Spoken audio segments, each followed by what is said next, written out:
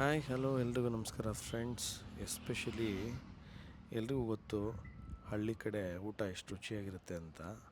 So ನೀವು ಯಾರಾದರೂ ಮೈಸೂರಲ್ಲಿದ್ದು ತುಂಬ ಹತ್ತಿರದಲ್ಲಿ ಹಳ್ಳಿ ರುಚಿ ಟ್ರೈ ಮಾಡಬೇಕು ಅಂದರೆ ಮಿಸ್ ಮಾಡಿದೆ ಈ ಹೋಟ್ಲಿಗೆ ಬರಲೇಬೇಕು.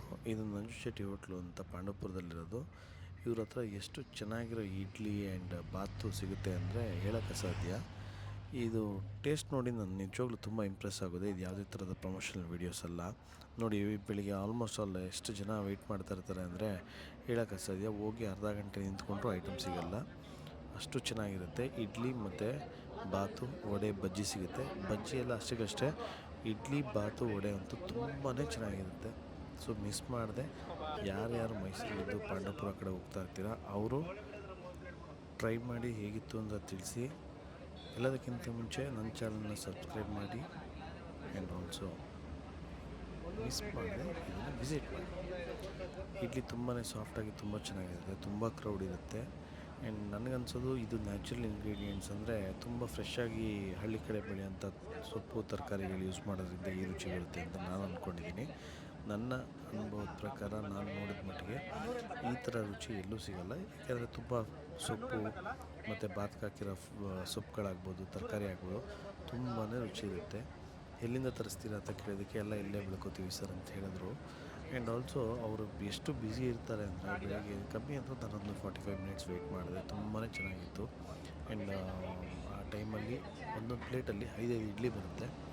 ಆ್ಯಂಡ್ 5 ಇಡ್ಲಿನೂ ಕೂಡ ಆರಾಮಾಗಿ ತಿನ್ಬೋದು. ತುಂಬ ಸಾಫ್ಟಾಗಿ ತುಂಬ ಚೆನ್ನಾಗಿರುತ್ತೆ. ಆ್ಯಂಡ್ ಒಂದು ಪ್ಲೇಟಲ್ಲಿ 5 ಇಡ್ಲಿ ತಿನ್ನೋಕ್ಕಾಗುತ್ತಾ ಇಲ್ವಾ, ಇದು ತಟ್ಟೆ ಇಡ್ಲಿನ ಇಲ್ಲ ನಾರ್ಮಲ್ ಇಡ್ಲಿನ ಅಂತ ನನಗೂ ತುಂಬ ಕನ್ಫ್ಯೂಷನ್ಸ್ ಇತ್ತು. ಆ್ಯಂಡ್ ಇಲ್ಲಿ ಜನ ಎಲ್ಲ ಹೇಗೆ ಅಂದರೆ ಬಂದು ನಿಂತ್ಕೊಂಡು ಪ್ರತಿಯೊಬ್ಬರು ಪೇಷನ್ಸಿಂದ ಒಂದು 40 ಮಿನಿಟ್ಸಿಂದ 1 ಅವರ್ವರೆಗೂ ವೆಯ್ಟ್ ಮಾಡ್ತಾರೆ. ಸೊ ಬಿಸಿ ಬಿಸಿ ಇಡ್ಲಿ ರೆಡಿ ಆಗ್ತಿದ್ದ ಹಾಗೆ ನೋಡಿ ಪ್ಲೇಟ್ಗೆ ಹೇಗೆ ಹಾಕ್ಕೊಡ್ತಾರೆ ಅಂತ. ಒಂದೊಂದು ಪ್ಲೇಟಲ್ಲಿ 5 ಇಡ್ಲಿ ಬರುತ್ತೆ. ಸೊ ಪ್ರಿಫರಬಲಿ ನಾನು ನಿಮ್ಗೆ ಸಜೆಸ್ಟ್ ಮಾಡೋದು ಇಡ್ಲಿ ಜೊತೆಗೆ ಬಾತು ಆ್ಯಂಡ್ ಆಲ್ಸೋ ಉದ್ದಿನವಡೆ, ಮಸಾಲೆ ವಡೆ ಆ್ಯಂಡ್ ಬಜ್ಜಿ ಅಷ್ಟಕ್ಕಷ್ಟಲ್ಲೇ.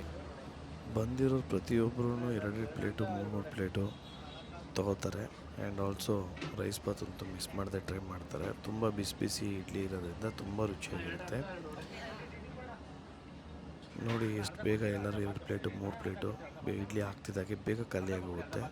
ಸೊ ನೀವು 40 to 45 ಮಿನಿಟ್ಸ್ ವೆಯ್ಟ್ ಮಾಡಿದ್ರೂ ತುಂಬ ಬೇಗ ಇಡ್ಲಿ ಖಾಲಿಯಾಗುತ್ತೆ. ಸೊ ಯಾರಾದರೂ ಈ ರೀಜನಲ್ಲಿ ಓಡಾಡ್ತಾ ಇದ್ದು ಇದನ್ನು ಟ್ರೈ ಮಾಡಿದ್ರೆ ಒಂದು ಲೈಕು, ಒಂದು ಕಮೆಂಟ್, ಒಂದು ಶೇರ್ ಮಾಡಿ. ಆ್ಯಂಡ್ ಆಲ್ಸೋ ನಿಮ್ಮ ಅನಿಸಿಕೆ ಹೇಗಿತ್ತು ಅಂತ ದಯವಿಟ್ಟು ಕಮೆಂಟ್ ಬಾಕ್ಸಲ್ಲಿ ತಿಳಿಸಿ. ನೋಡಿ ಬಿಸಿ ಬಿಸಿ ಇಡ್ಲಿ ಮೇಲೆ ಬೆಣ್ಣೆ ಹೊಡೆದು ಕೊಡ್ತಾರೆ. ಬಜ್ಜಿ ಅಷ್ಟಕ್ಕಷ್ಟೇ, ಬಟ್ ತುಂಬ ಚೆನ್ನಾಗಿತ್ತು. ಟೇಸ್ಟ್ ಅಂತೂ ನೆಕ್ಸ್ಟ್ ಲೆವೆಲ್. ಇದಾದಮೇಲೆ ನಾನು ಟ್ರೈ ಮಾಡಿದ್ದು ಬಾತು. ಇದಂತೂ ವೆಜಿಟೇಬಲ್ ಬಾತ್ 100% ಎಲ್ಲರೂ ಟ್ರೈ ಮಾಡಲೇಬೇಕು. Thank you.